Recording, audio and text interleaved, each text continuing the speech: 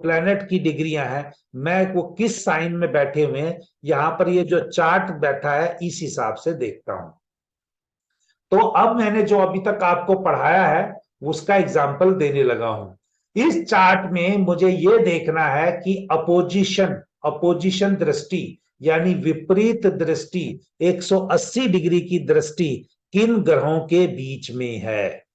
तो इस चार्ट में अगर आप देखेंगे, सूर्य के सामने जो दो ग्रह बैठे हैं, शनि और चंद्र, और साथ में केतु भी लगा लो, तो तीन ग्रह बैठे हैं। तो यहां पर सूर्य का संबंध चंद्र से जो हमने डिग्री ली उसके हिसाब से पूरा बन रहा है। सूर्य यहां पर 21 डिग्री का बैठा हुआ है और चंद्र जो है बिल्कुल सामने वाली राशि में 26 डिग्री का बैठा हुआ है। तो अगर मैं सेवंथ एस्पेक्ट लूंगा तो सेवंथ एस्पेक्ट का मतलब है कि सीधे के सीधे जो 6 राशियां हैं 30 यानी वो 180 डिग्री से ऊपर होना चाहिए और 210 डिग्री से नीचे होना चाहिए। तो इन दो ग्रहों के बीच में एग्जैक्टली वही आता है, यानी 180 से ऊपर 210 से नीचे। उसमें भी अगर मैं टोटल डिग्री देखूंगा तो सूर्य 21 डिग्री का बैठा है, तो 21 डिग्री से लेके 21 डिग्री तक पूरा अगर हम देखेंगे तो 180 हो जाता है। तो 180 से आगे अगर हम यहां देखेंगे तो वो पूरा 6 आ जाता है, यानी 186 डिग्री। अगर उस डिग्री के रेंज में ये प्लेनेट आ जाएंगे, उस डिग्री के रेंज में आ जाएंगे, क्योंकि 180 माइनस 8 172 बनेगा, 180 प्लस 8 186 बनेगा, 188 बनेगा। तो इस केस में, इस एग्जाम्पल में सूर्य और चंद्र की दूरी आपस में एग्जैक्टली 186 डिग्री की है और 186 डिग्री की होने की वजह से हम ये कह सकते हैं ये दोनों ग्रह आपस में अपोजिशन में हैं। तो इन दोनों ग्रहों के बीच में जो 8 डिग्री की जो परमिशन मिली थी हमें कि उनकी ऑर्ब यानी उनके धुरी के अंदर होना चाहिए 8, ये विद इन 5 डिग्री 35 मिनट के अंदर आते हैं, ये इसलिए उस चीज को जस्टिफाई करते हैं।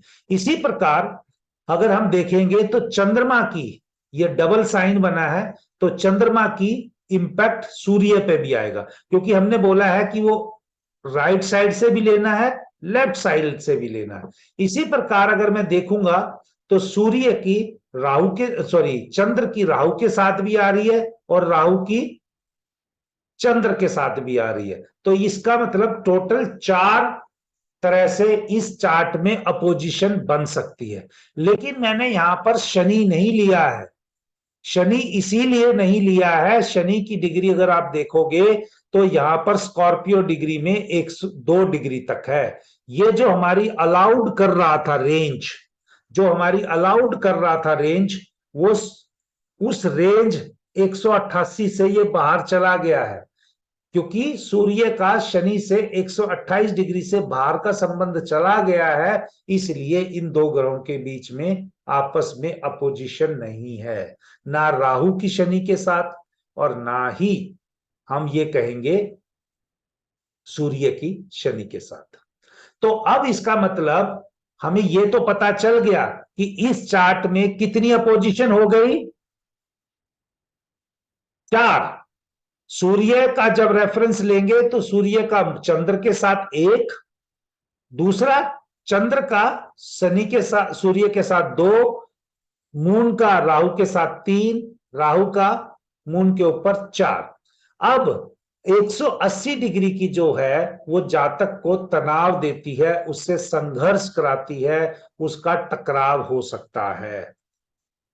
अब मैं आपको यहां पर इस दो ग्रहों के रिजल्ट जो केपी के हिसाब से हमने देखे, उस केपी के रिजल्ट के हिसाब से मैं आपको बताने लगा हूं। अब हमने ये देखना है कि सूर्य, चंद्र, राहु, ये क्या, क्योंकि प्लेनेट तो 3 ही बने, ये किस हाउस के कस्पल सब लॉर्ड बने हैं। कस्पल सब लॉर्ड देखने के लिए अगर मैं यहां देखूंगा तो सब लॉर्ड देखना है।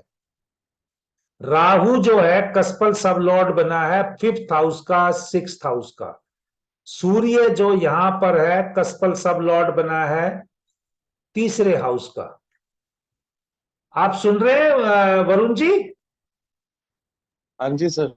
अब हमने ये तो क्लियर हो गया ना जो मैंने बोला, क्योंकि वो तो जो कहानी सुनाई है, अब रिजल्ट का भी तो बदलाव करना है ना इस चार्ट में, हाँ जी सर। क्योंकि अपोजिशन है। तो यहां पर सूर्य जो है कस्पल सब लॉर्ड बना है, वो तीसरे हाउस का बना है। तीसरा हाउस किस चीज का है? छोटे भाई बहन का।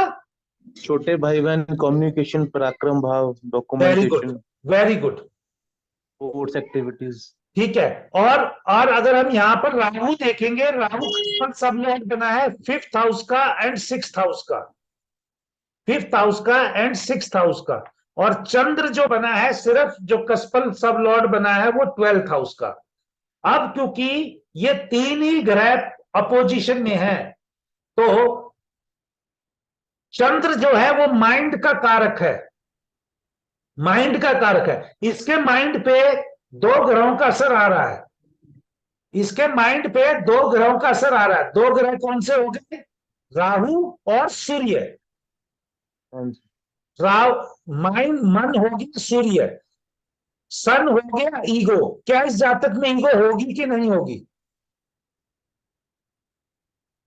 बहुत होगी, होगी सर। क्योंकि आगे है ना अपोजिट आ रहे हैं ना पोजीशन में। हम्म।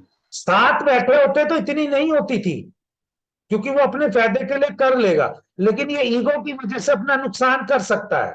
ओके। Yes sir. उसी प्रकार राहु, राहु भी अपोजिट है। राहु इसको एक्सपेंशन डिजायर, जहां तक इसके मन में जो है बहुत सारी डिजायर होंगी। ओके। अब इन चीजों को जब ये अपनी ईगो लेके आएगा, जब अपनी डिजायर बढ़ाएगा, तो इसके रिजल्ट कौन से खराब होंगे?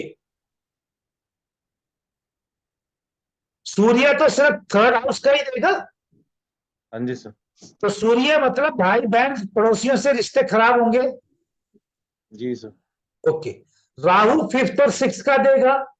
मान लो बच्चे तो छोटे हैं, हम नहीं कहेंगे, लेकिन जो एजुकेशन है, जो जिनको सॉल्यूशन देगा ये, या जो क्रिएटिविटी है, या तो इसकी बहुत बढ़ जाएगी अगर ये अच्छे तरीके से यूज करेगा, या बहुत घट जाएगी।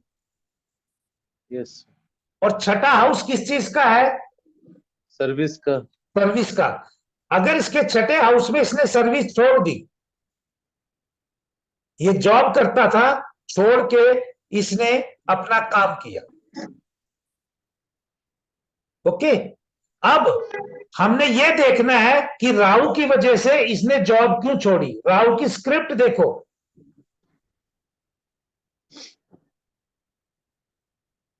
राहु की स्क्रिप्ट क्या बता रही है? 9, 10, 11। 11।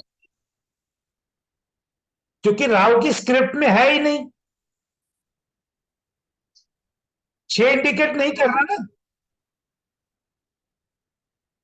सर, राहु का हमने जैसे देख तो लिया, सिक्स हाउस का कस्पल सब लॉर्ड है, तो हाँ, सर किसका नक्षत्र लॉर्ड बना है वो नहीं देखेंगे हम इसमें?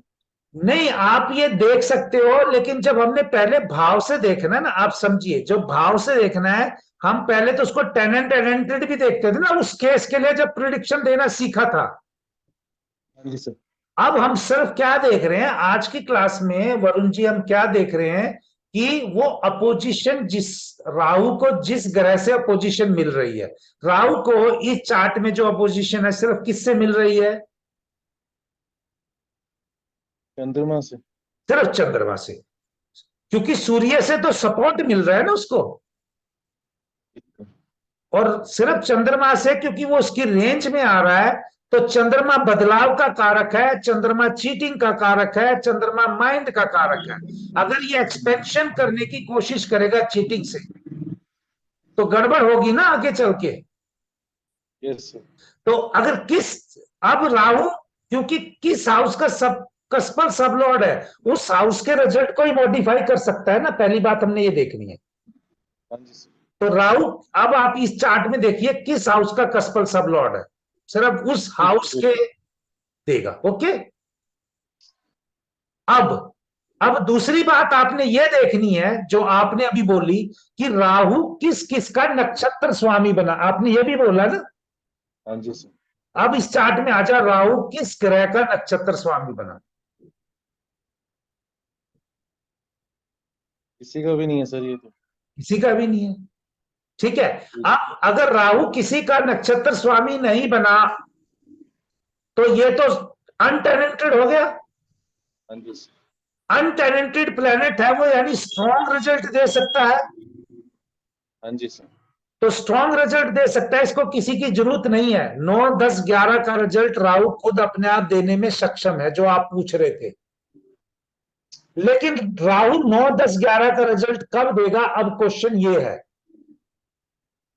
जिस भी प्लेनेट की महादशा चलेगी, जिस भी प्लेनेट की अंतरदशा चलेगी, या जिसकी प्रत्यंतर चलेगी, उस प्लेनेट की अगर स्क्रिप्ट में 9, 10, 11 होगा तभी राहु एक्टिवेट होगा ना। जी सर। ठीक है। अब इसके अलावा एक और चीज मैं आपको बता देता हूं कि यहां पर हमने कहा जब प्लेनेट अनटेनेंटेड बन जाता है, जब प्लेनेट अनटेनेंटेड बन जाता है तो यहां पर जो राहु सब लॉर्ड किस किस का है? राहु के सब लॉर्ड देख सकते हो ना, चंद्रमा और शनि। चंद्रमा और शनि। तो जब अनटेनेंटेड बन जाता है तो यहां के इन दोनों के लॉर्ड भी देख लो। इन दोनों के लॉर्ड कौन है? नक्षत्र लॉर्ड, नक्षत्र स्वामी, सॉरी लॉर्ड नहीं नक्षत्र, चंद्रमा और शनि के। पहले शनि का देख लो, नक्षत्र स्वामी कौन है? शनि का नक्षत्र स्वामी गुरु है भाई। गुरु। इस जातक ने जॉब छोड़ के एस्ट्रोलॉजी में काम कर रहा है, एडवाइजर कैपेसिटी पे काम कर रहा है। इसी प्रकार चंद्रमा का भी नक्षत्र स्वामी कौन है? गुरु। गुरु। ये जातक जिस जगह रह रहा था उसको छोड़ के पहाड़ों पे चला गया है। गाजियाबाद, ये दिल्ली में रह रहा था, अभी देहरादून चला गया है। स्थान परिवर्तन सिर्फ किस लिए? क्योंकि 6th हाउस राहु के पास है ना, हाँ जी सर। काम के लिए, और 5th हाउस सॉल्यूशन है, एडवाइस करता है।